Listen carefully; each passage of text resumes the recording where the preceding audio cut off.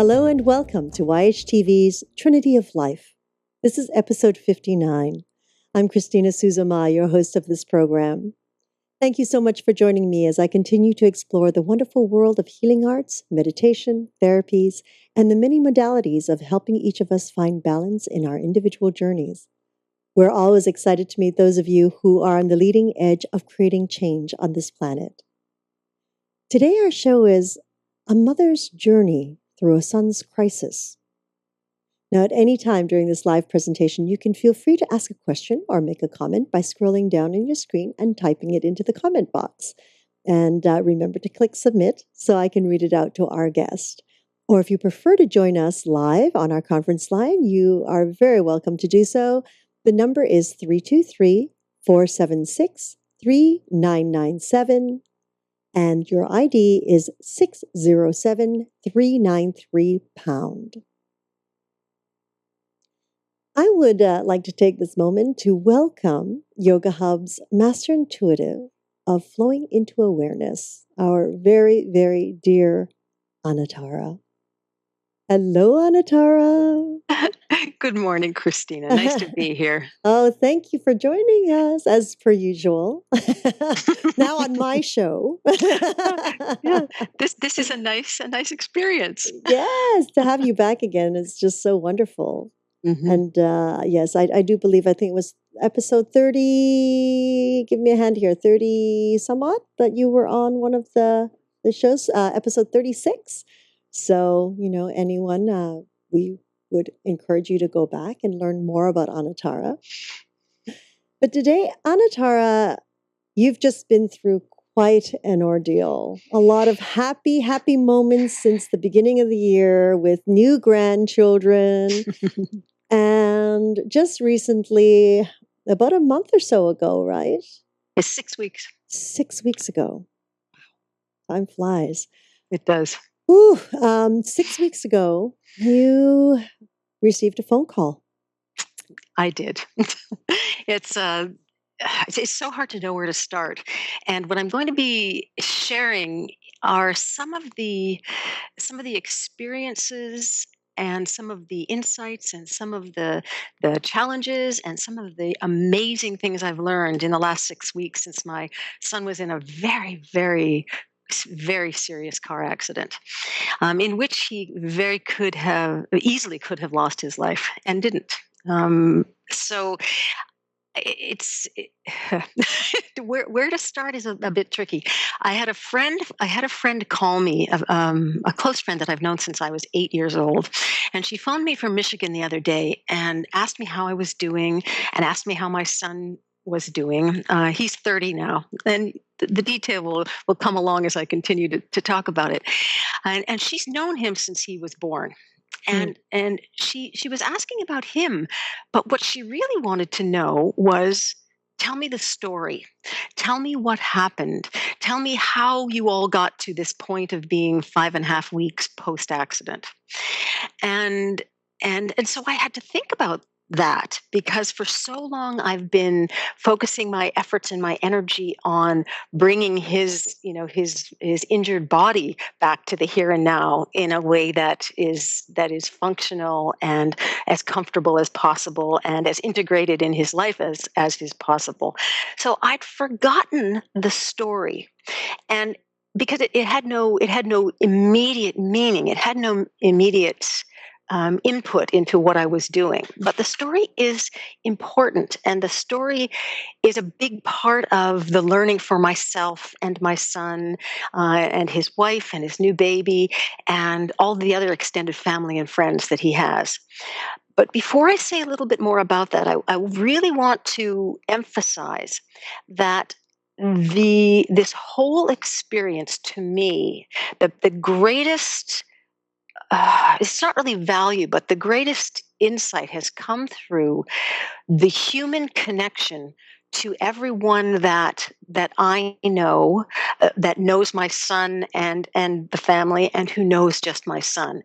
There's been a cascade of assistance, of love, of prayer, of just an input of how can we help, and here we are to help. whatever help may be in that moment.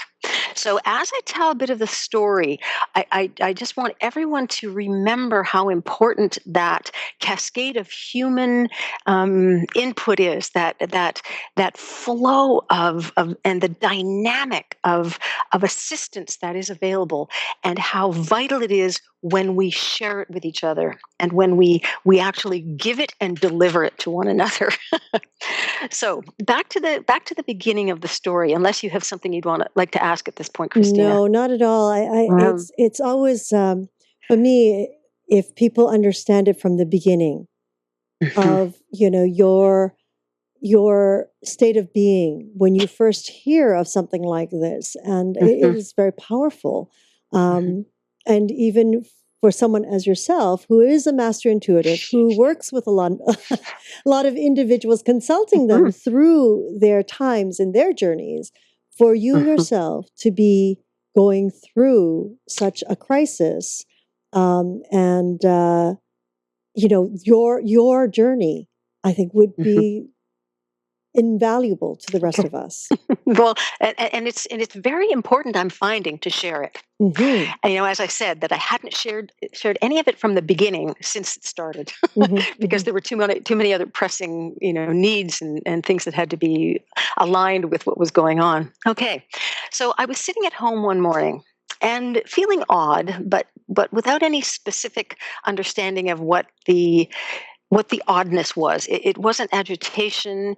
It was more a sense that things were becoming unstable in some way, that there was something strange happening in the ethers, or there was something strange happening in my body. I didn't know what it was, but I was sitting here at home just feeling odd and attempting to do some normal things, such as work in the computer, answer a few emails, and I got a phone call. And it was I saw that it was my daughter-in-law, and I answered the phone and said hello in my normal bright way, and all I could hear was crying. And so I said, "What's wrong?" And I assumed it was going to be that something was wrong with the baby. The baby was only less than 3 months old at the time. But she said, "Bart's been in an accident. He's been in a serious accident, and I don't know anything yet." And immediately I had this feeling of being stuck in it was like being in a vortex. Mm. I could feel a whoosh. I could feel it coming down and around me and sort of in from all sides and flowing right through me. So to me, in that second or that millisecond, what was important was that it was movement. I didn't feel stuck or caught, but I felt like I was in the center of some very large movement. And I could feel as well that I was too, and this is how I usually try to listen to life is, what is it now? What do I do now? And I could feel that I had to follow some detail, but that overall the movement was taking me and my son and my daughter-in-law forward into something. So I didn't start to panic or feel some sort of inevitable horrible end, or disaster. I instead felt engagement and movement and a feeling that essentially everything would be all right. I didn't Mm. know what that meant or when it would be, but I knew that this wasn't any kind of ending. It was a process. It was that vortex of movement that we were now in. So I said, okay, I'm going to try to find out what happened. And you phone some other people, said you've got somebody there with you. So I had heard, I'll go back one more step. The way she found out about the accident was that a friend of my son's arrived at their door with a picture of his truck in having been completely demolished. Literally, Oh. the tiny truck was so mangled and so squished that you couldn't even believe. You couldn't believe it. There was no way to relate to the way it looked. It didn't even look like a truck. It was like one of those horror stories that you see in a police report or in a television show. It wasn't real. It wasn't actual. And this was how she was presented with the idea that my son had been in an accident. Uh, So I phoned the police station in the area where the accident had occurred, and they said, yes, there was an accident. We can't tell you anything. We don't know who you are. We can say that the driver of that vehicle was taken to the hospital in the city. So, and they didn't say he was dead, literally. Mm. So that was that first moment where you think, okay, he's not. His body is still alive. And from there, they directed me to phone a local police station and to find out any detail that I could. They, again, could not tell me anything. They said, we're not allowed to tell you anything. He was taken to a hospital. So then I went into action, engaging other family members that live in that city, my son's father and his stepmother, to go and meet him at the hospital. And I was able to phone my daughter-in-law back and say, I'm on my way. I live on an island. I'll get on a ferry. I'll be there as soon as I can.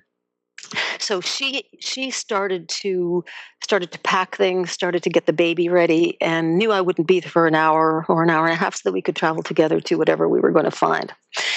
So in this movement, it was still, what was flowing in my head was, it's going to be okay.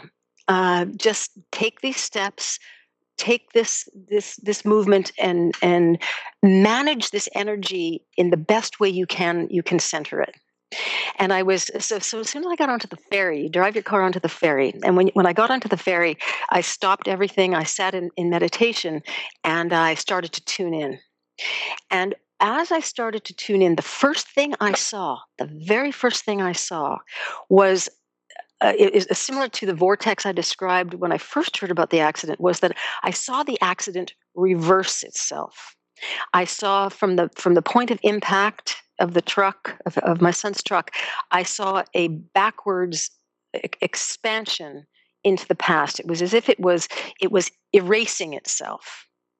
And I thought, oh, this is interesting. I didn't request this image and this sensation, but isn't that interesting that the energetic of whatever brought the accident to be has been reversed? It was as if it was taken by the ethers, taken by the universe to be cleansed, to be changed. And so that sat well with my center, because I felt, if something can be reversed like that, then it means that whatever happens from that point as we move forward in this concrete life of ours, whatever moves forward doesn't have to be burdened by that energy. So in my meditation, I was also, contemplating the idea of accidents. Are there any accidents? I don't really believe that there are accidents. There are meeting points of different energies. There are times when things happen because of we haven't learned things in other ways, and we need to have an impactful, very physical experience in order to get whatever that might be. I was thinking of my son in particular, and I was also wondering about myself, and what is it. Or am I bringing something to the request for this sort of horribleness to happen? And so I sort of sat with that. I just left that as it was, and kept moving, kept going forward. By the time that I reached the other side on the ferry, and this is one time when we were all so grateful to have so many electronic devices, cell phones, so that we could be in constant texting, touch with each other, and being able to talk on the phone about, what have you heard? Has anybody gotten to the hospital yet? To my daughter-in-law, how are you doing? Are you okay? Are you focused? What can I send you right now before I get there? And in terms of what can I send you, it was, do you need love? Do you need to cry on the phone to me? Do you need to kiss the baby? What do you need? You tell me and I'll help you. And by the time I arrived at their house, Bart's dad and his wife were at the hospital, were unable to see him, but knew that he was alive, that they had put him into an anesthetized state to protect him, that he had serious head trauma, lacerations to the side of his face, a severely broken arm, and a broken hip. but he was breathing on his own. The CAT scan showed no bleeding in his head, which didn't mean that there wasn't any damage, but that there wasn't any bleeding. So there we had some facts, and the human part of me said, "Oh, fact." you know, That's good. I can work with this fact. Right. And I was able to then take myself into another energetic place, where I could actually focus on his body and focus on his body with hands of light and therapeutic touch, the way I know how to use it, and to go over him to see what was unsettled, what was jittery, what was in need. So I could do that as I was focusing on helping my daughter-in-law, holding the baby and assuring the baby energetically that even though it felt like the edges were starting to crumble in his tiny little life, that it was going to be okay. That there was still this profound sense of attention and love available for him, because I could feel in his little tiny spaces that there was a switch then too. It was, I'm not sure what this is. I'm not sure how to do what to do with it, but I'm looking. So there are more elements to this super conscious awareness that are important here.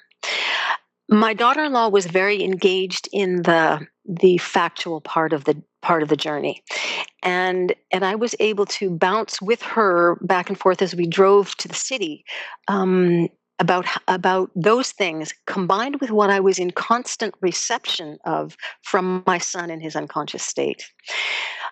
Because I wouldn't say he was talking to me as much as I was aware of what was vital to his soul essence and what was happening with his body.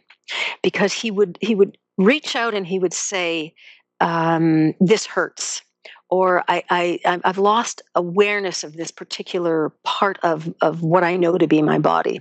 And I could tune in and show him where it was. I could tell him, "This is what's happening to it. This is what you may do with it." And to my daughter-in-law, I could say, I've been talking to him. I know he's confused. I know he's in pain, and he is there, and he is okay. There was never a point where I was concerned, after being able to speak with him in this way. There was never a point where I was concerned that his physical would not recover to a point that we would find who he is as we know him.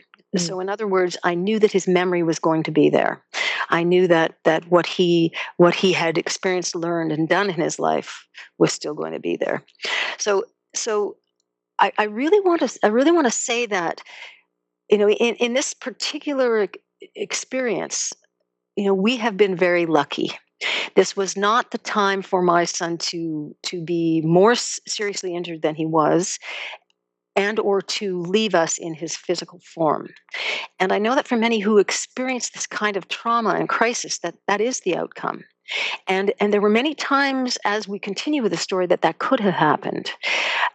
And so I feel lucky. But more than that, I feel that the stream of our journeys together, as planned or as unplanned as they are, for this particular son at this particular time, he is still here. He was meant to still be here, because the way he held on, even with the injury, was pretty profound. He has told me since the accident that he said, "It had to be an angel that saved me. I don't know what else. I don't know what else it was. Something saved me."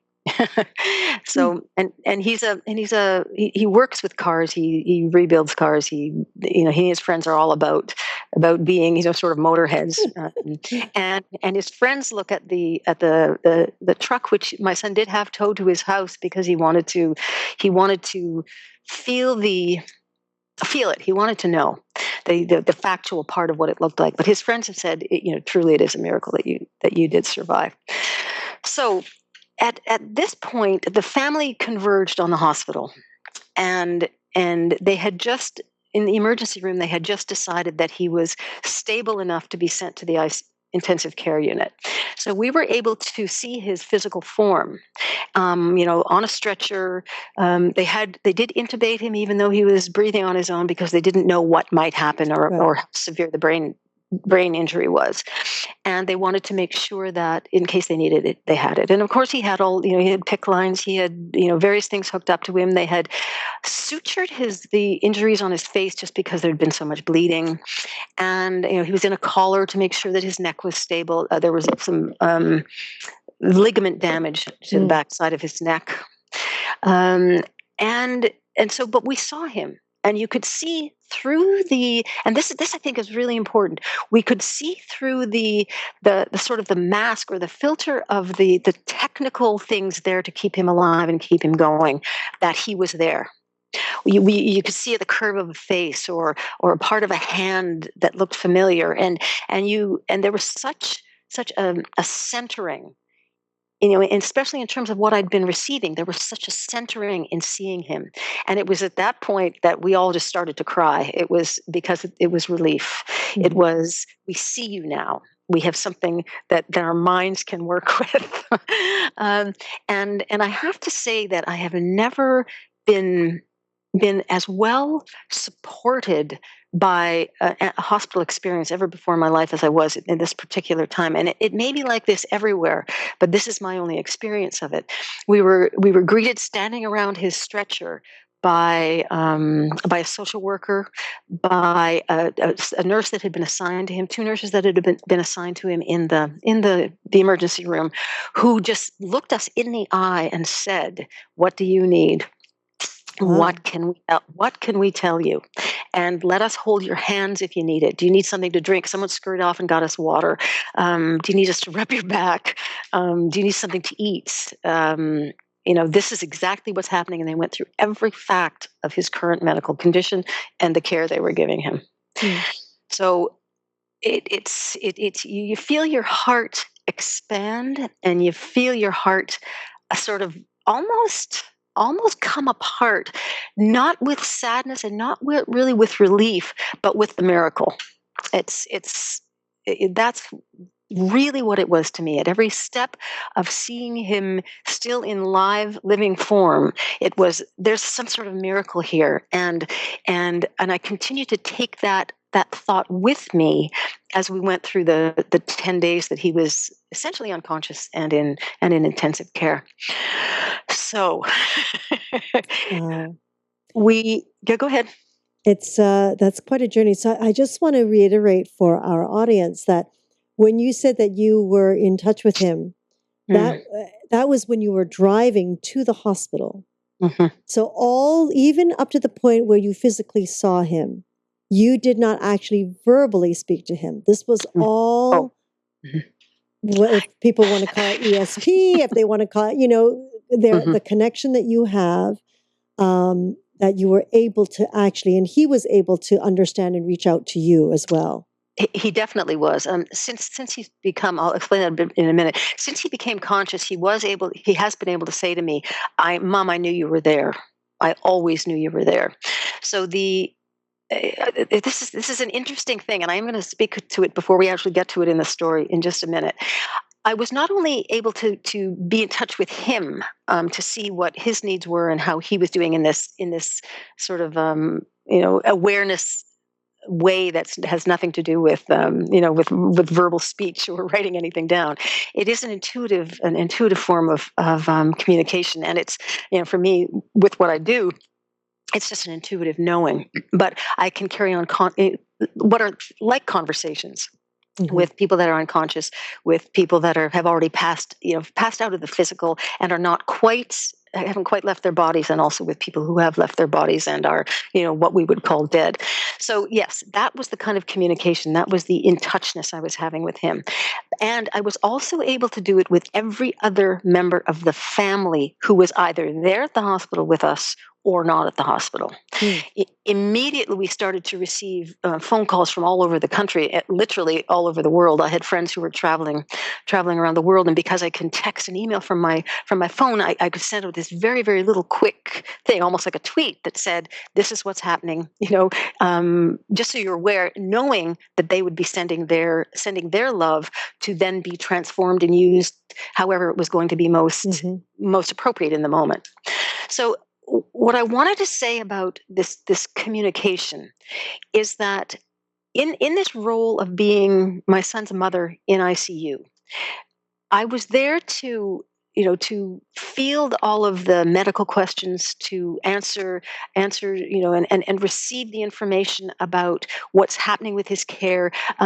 We, his father, his stepmother, and I were able to help his wife make the decisions that she needed to make in order to sign the form she needed to allow them to proceed with what they felt was required for Bart. And so I could always sense when one of them was misunderstanding something or needing a little bit more input, or when one of them was afraid or concerned, Mm. or when one of them was about to have a little meltdown and needed something extra. So my it's it's my orchestration. I'm going to call it an orchestration. And I think I used that word with a friend, that I felt like I was conducting something, Mhm. not because there was a plan that I knew of, but because once the plan was apparent, I was able to conduct certain connections and certain energies, and just a word here or there that would assist in the next best step. Mhm. And I really feel that everything that we were doing was about the next best thing. That wherever we were at was as good as it was going to get right then, in terms of his health and in terms of what was happening, and the next best thing was what was coming next. And sometimes these things changed moment to moment to moment. Okay, so what I've learned, and I'll talk about this again, but what I learned throughout this whole experience was how much viable, almost tangible energy, universal energy, there is available all of the time to all of us. I've worked with it. I live that way, but I have never been um, sort of infused with as much as I was getting at this particular time. And it was a rapid fire experience, where it was almost like the volume or the concentration. That's what it was.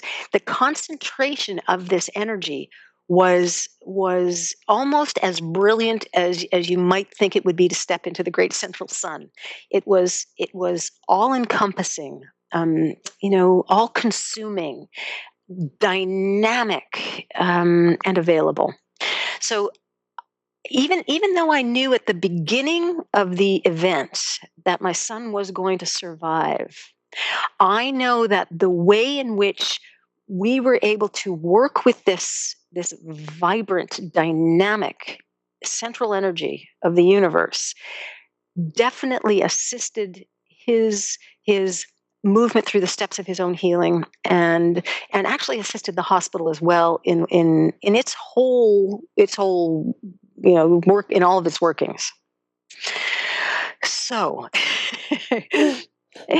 That's a we lot. we yeah, it is. And as I talk about it now, I'm finding, the accident was 6 weeks ago, and I have been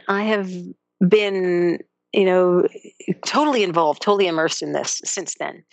And even up to about a week ago, it was hard for me to string two coherent sentences together at a time. The energy of my life was about being part of this energy and seeing what my role was in it. I don't want to pretend that I was creating with it, although I probably was, or that it was mine in any way, because it doesn't belong to me. But that was my role, that was my job, that was my journey. And I found that I could actually sort of help some of the other people that were in the ICU as well. So Oh, yeah, we're all tapped into the same web. oh, we certainly are. So my son was moved to ICU, and where he stayed for 10 days.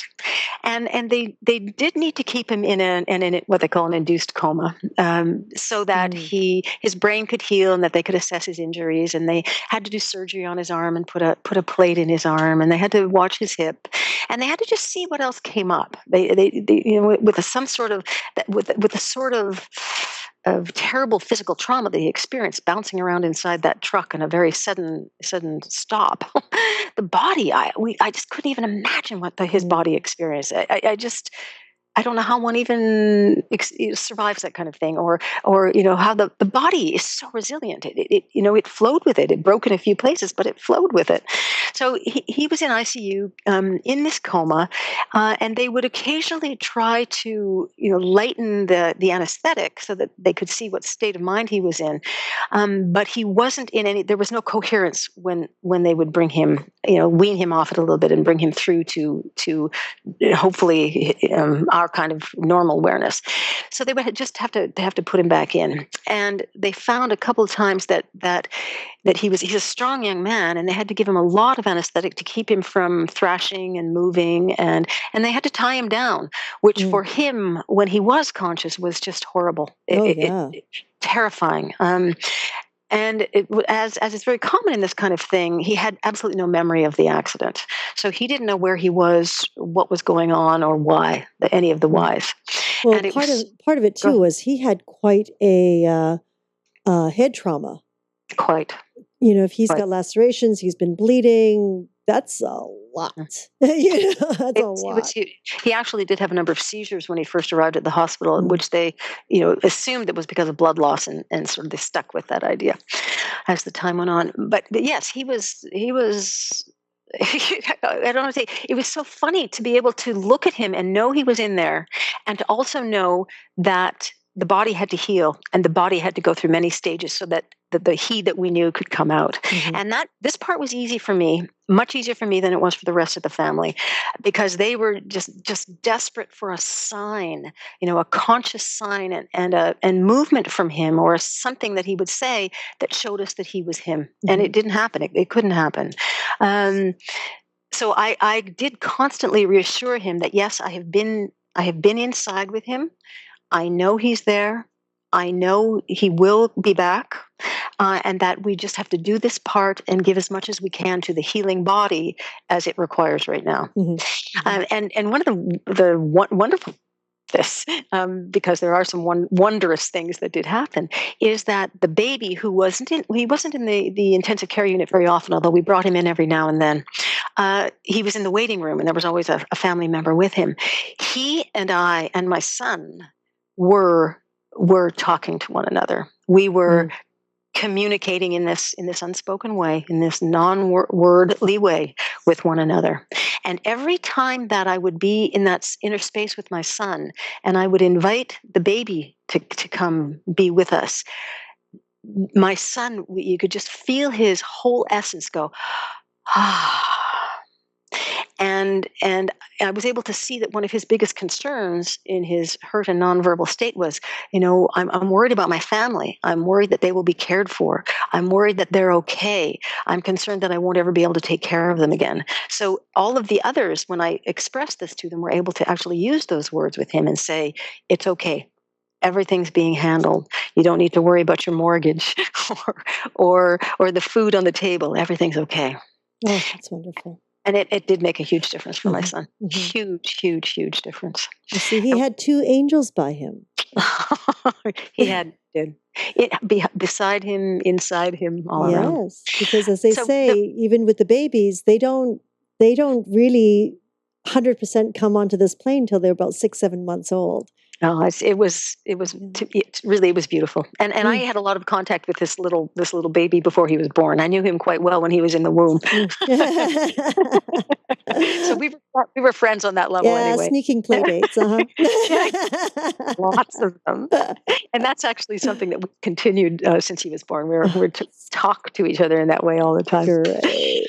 So the next stage of the Okay, I came into the hospital the very first morning. In intensive care, they do shift changes from 7 to 9 a.m., so they don't want the family there before 9 a.m. You could come in an emergency, but they don't want you there as a regular basis. So I would go into the hospital every morning at 5:30 or 6. I'm always awake at that time anyway, and go into this very dark, quiet environment because the nurses at that point were getting tired, and they'd done most of the things that they needed to do with the patients by then.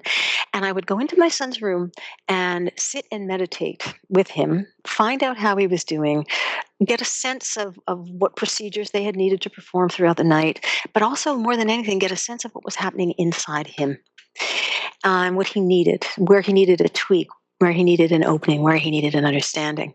And they also became very accustomed to my giving him therapeutic touch and going over him energetically, in which I could, literally sense with my hands where the energy needed to flow a little bit better. Mhm. And so I know that a lot of that working with the energy of healing Yes.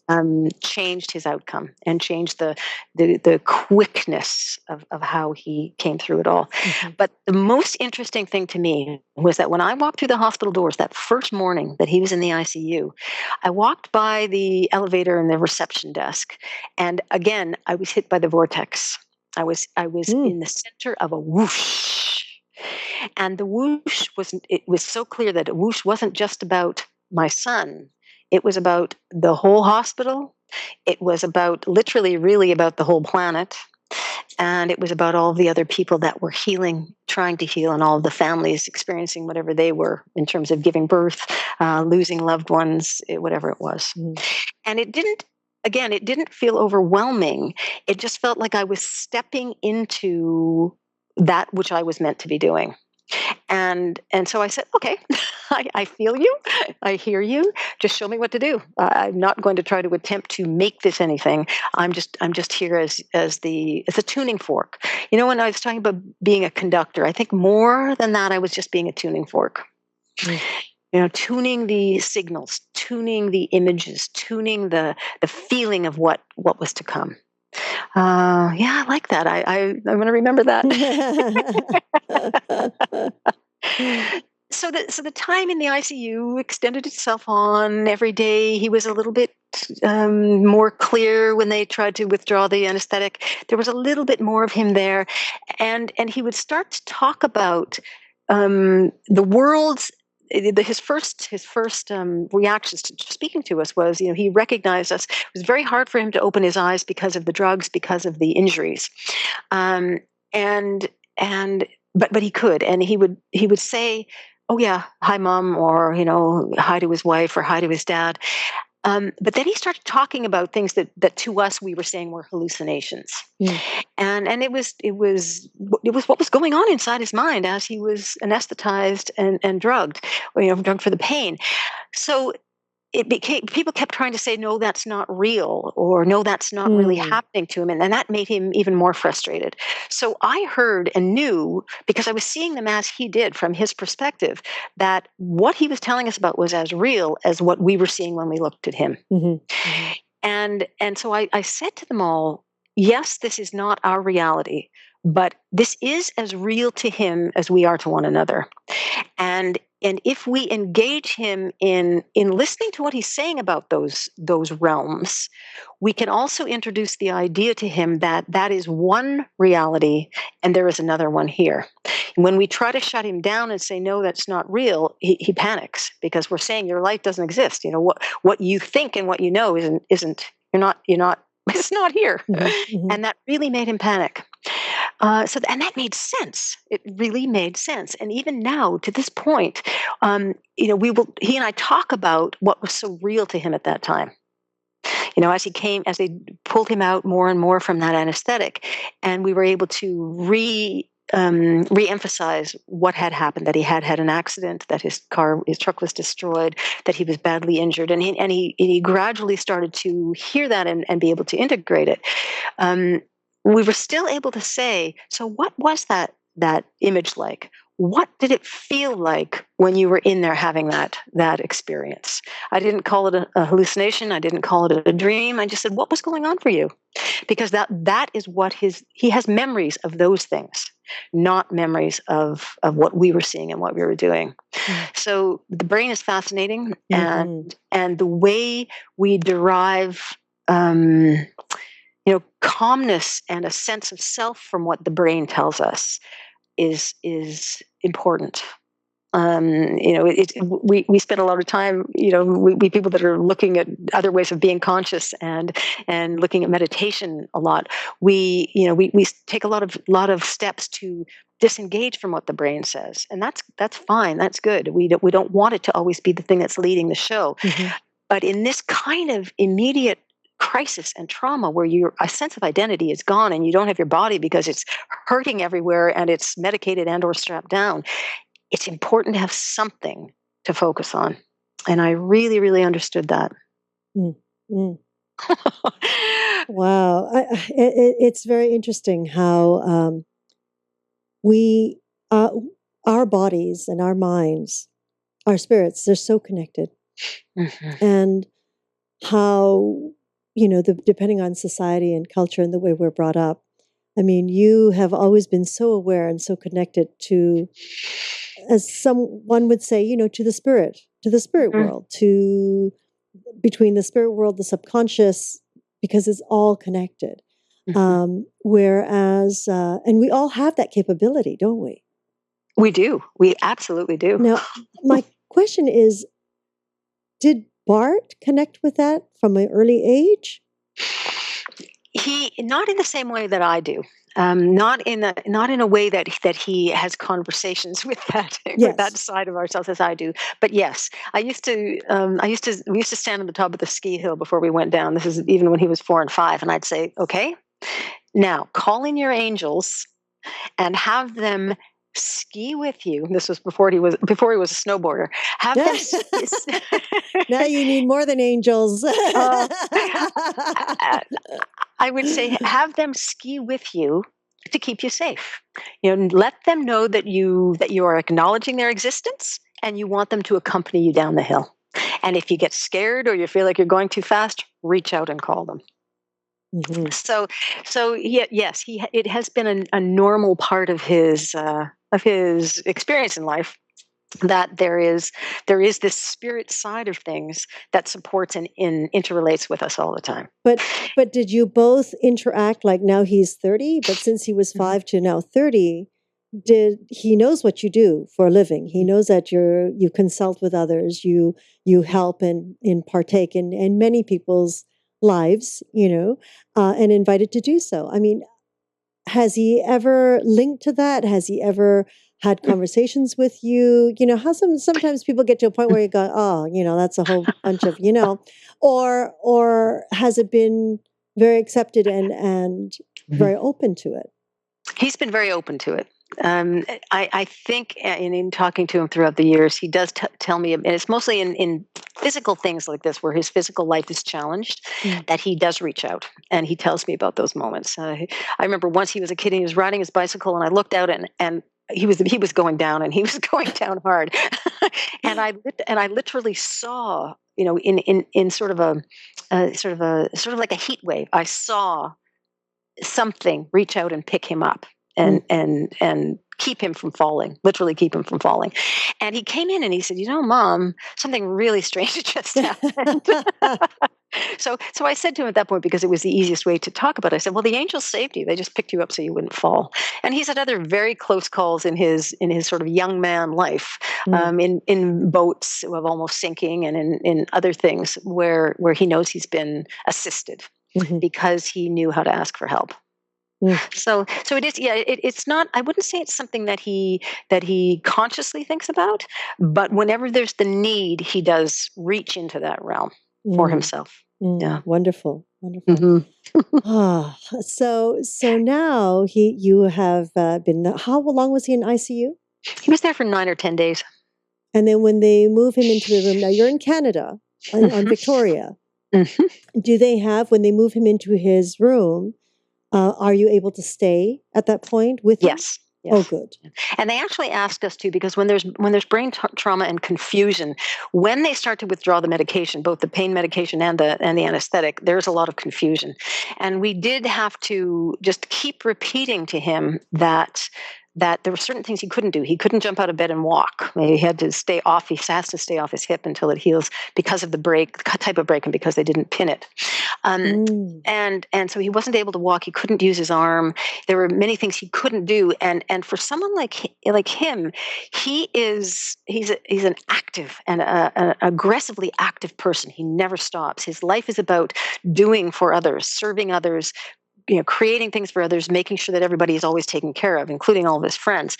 And to be in some sort of forced inactivity. It's painful. Mm. It's scary and it's painful.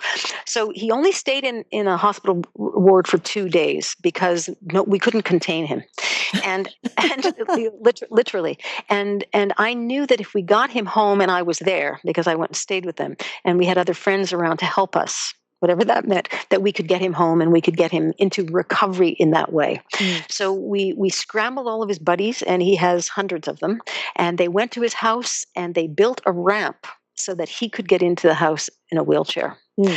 and so that he could get out of his house and into his shop. He has a mechanical shop on his at his house, so that he could go and sit there with his buddies and just listen to them, even if he couldn't move. Mhm. So his friends did it. They went to the house. They built a ramp. The ramp was complete. We brought him home, Wow. and so because of the way our insurance, our automobile insurance and the healthcare system works here, we recovered from the instant that he was injured in all sorts of ways, sort of Mhm. automatic employment insurance, automatic health coverage. He was provided with all of the tools that he needs to be at home: a manual wheelchair, an electric wheelchair, a taxi service set up to take him to his now physiotherapy appointments and occupational Mm. therapy appointments. When we drive him to doctor's appointments, which are 80 kilometers from home, that's covered. It's I have never seen a system of such adept coordination Mhm. function before in this realm. It's amazing. And if we have questions, we call. If we're not sure what to do, we call. So, and there's someone to coordinate all of his appointments, just so that we don't have to keep track of it. Now, being in a more clear headspace, it's easy for his wife and I to do that. But in the beginning, there was no way we could Mhm. function that way. So the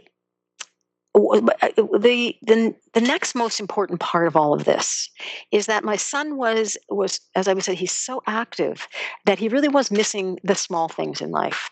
He would glimpse them, but he wasn't engaged in them. He wasn't living them in the broad sense, in truly taking it into his cell sort of sense. And with his forced immobilization, he has to sit in a chair in his wheelchair because he can't really walk yet, and the baby is there. So he has seen the last 5 weeks. He's been conscious for the last 5 weeks of the baby's life, and he's watching this little person develop and grow and start to roll over and to hold his head up and to bounce in his bouncy chair and to smile and laugh and engage in life. Mm. We're in this incredible stage of growth for the baby, and an equally but totally different incredible stage of growth for my son. Mhm. Mhm. And the other day he looked at the baby and he said to me, "Mom, I love that baby so much. My heart just wants to burst." Oh, it's Oh, beautiful. Yes. and he would have missed it. Mhm. Yes. Yes. So he would have missed it to the extent and to the depth that he's feeling it. Mm. So before the accident, I was watching his family, his wife and the baby, and he find their way in life, and now I'm watching them find the places where their hearts are at the most true and most in-depth points of intersection. Mm. And I listened to my son say, "I know an angel saved me. I know somebody saved me." And to listen to him say, "Wow, I'm bored, but I'm okay." Mhm. Mhm. I'm still, and I'm worried about how my at this point how my hip is going to heal, but I'm okay. And to see it's a brotherhood and a camaraderie that he has with all of his male friends has been another incredible thing. They are with him all the time. They are focused on him and what he needs, as he used to be focused on what their needs were, to Mm. accomplish things, to get things done. And they drive him places. They take him places. They make sure that he's walking carefully. They carry things for him. They fix something on my car for me because he couldn't do it. Mhm. He is immobilized. One of his biggest regrets at this point is that he can't actually hold the baby because he's only got one arm. and that's really frustrating for him. That's okay. He can lie down. Baby can be on his tummy. You can still do that right now. Exactly. So it's all of these sort of these heart things that we're finding. Oh, it's lovely. These total moments of joy. I had to go to the wreck of his truck. I think 4 or 5 days after the accident, and everyone was trying to protect me. His friends said, "Oh, no, you can't go there." And the tow truck said, "Oh, no, you really don't want to see this truck." I said, "I do. I'm okay. I know I'm okay. Just take me to the truck," which they did. And when I looked at the truck, I saw the miracle. Mm. I didn't gasp and say, "Oh, I don't know how we survived that. This is terrible. This is terrifying." I looked at the truck and said, "I see the miracle. Mm. I see the best, best outcome, or better of all possibility that could have been horrible. I see that. That's what I see." And my son actually said the same thing. He said, "I see my life in the wreck of that truck," Mm-hmm. which was a fascinating way for him to put it. What a journey. What a journey for everyone. Now, Anatara, you are an intuitive. You connect on all different levels with people, with spirit. What would you share with individuals who have not spent many years with that level of consciousness? It is all within each of us to be able to do this. It is all within each of us. Believe it or not, everyone, it really is. And it's like a muscle that you hone in. And if you choose to know, if you choose to want to connect, it is possible. But to an individual, a mother or a parent who goes through this, who hears for the first time, your child's been in an accident, and we can't tell you anymore. You just have to get there and figure it out for yourself at this point. I mean, which is, I agree with you. It's like part of it is the privacy, and they're trying to protect that. And I understand who are you, and I understand all that. But as a parent, to suddenly get a call like that, what would you recommend? Well, the first thing I would recommend is to take a deep breath, as I just did listening to what you were saying, and to find any place of strength and centeredness that you know of within yourself. We all have a place inside us where I would say we really belong. It's it's the place where we really come from, and it's the place that we are the strongest in. Now, I'm going to say something about this, which is that sometimes there are a lot of people who are really good in the face of emergency and really good in the face of accidents, and think quickly and think clearly, and their human personality side that becomes fearful and scared goes away. But there are just as many of us who aren't like that. And so what I would say is, whatever your immediate response is to whatever news you hear, let it come through you. If you are terrified, if you need to fall on the floor wailing, do it and let it pass through you. Move from that point to the next point as quickly as you can. Don't deny it. Don't run away from it. Let it happen. Feel it. Cry, scream, yell, go silent, whatever it is. And then behind that, notice where your strength is. Because that point of strength is where you are going to need to, in quotes, perform from. That's where you will be acting from.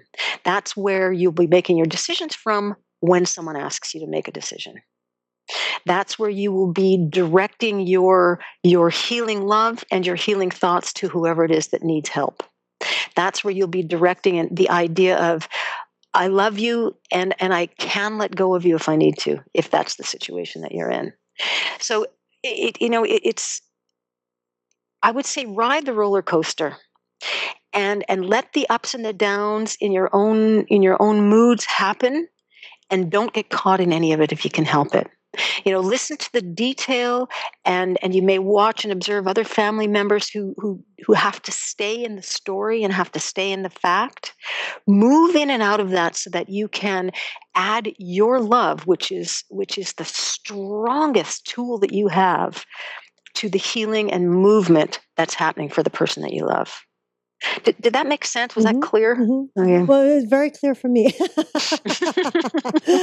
And that's a wonderful, wonderful piece of advice for everyone, because Mhm. it's almost like, okay, take the moment, shake it off, do whatever you need to do. Just Mhm. shake all the, it's almost like the tremor, the shock that you're going through. Shake it That's off. right. That's right. Allow And the you tremor.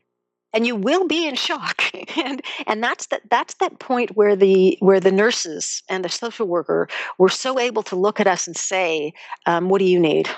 Because they know that that's the place that our minds are going to be in, Mhm, and the mind shock becomes body shock. Right. And that shock is heavy. That shock is very, very intense.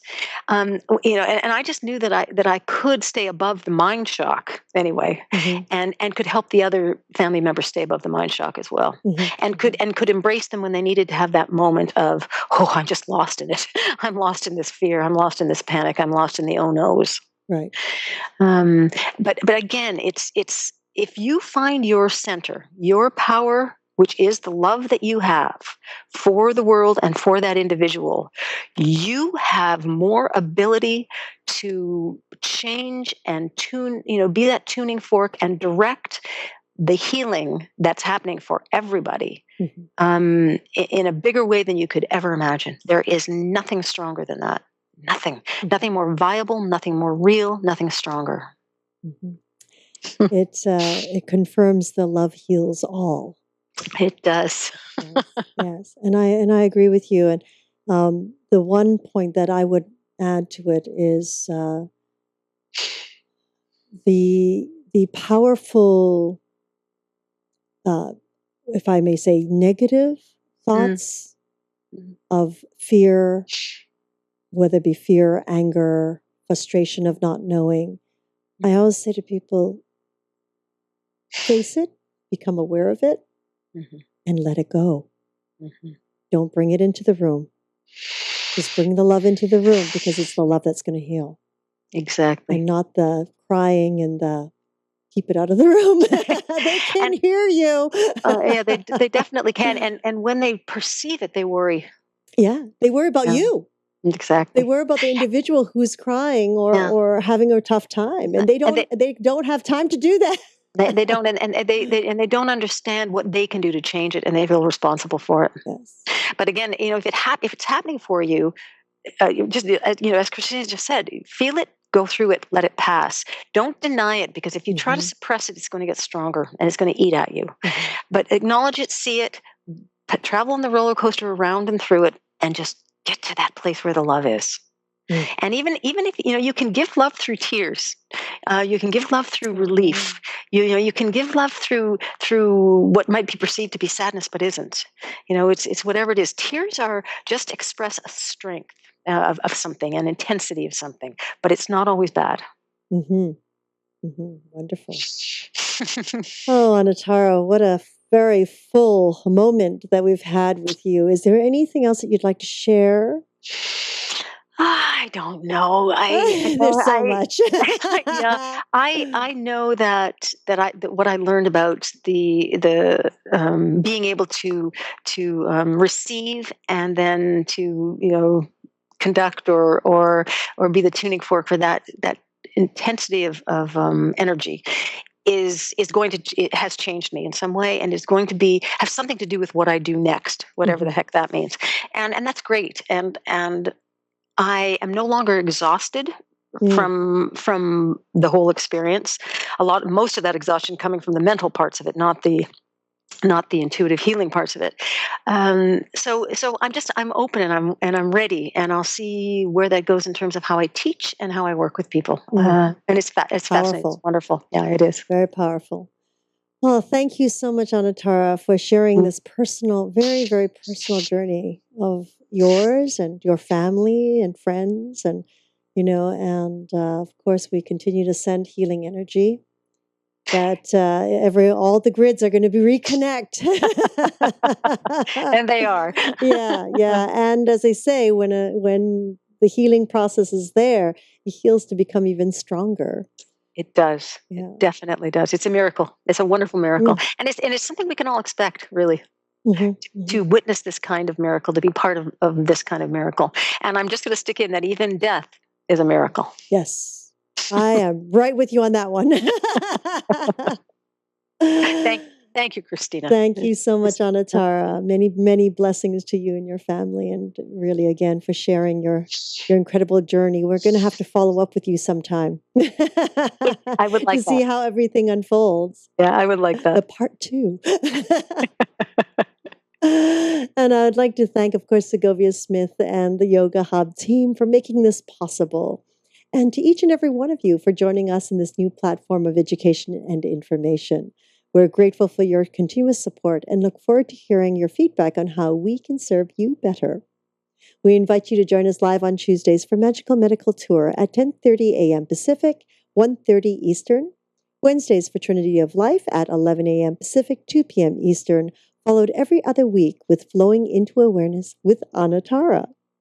You can also connect with Anatara by following her on Twitter at Anatara, and of course through her own site at anatara.ca.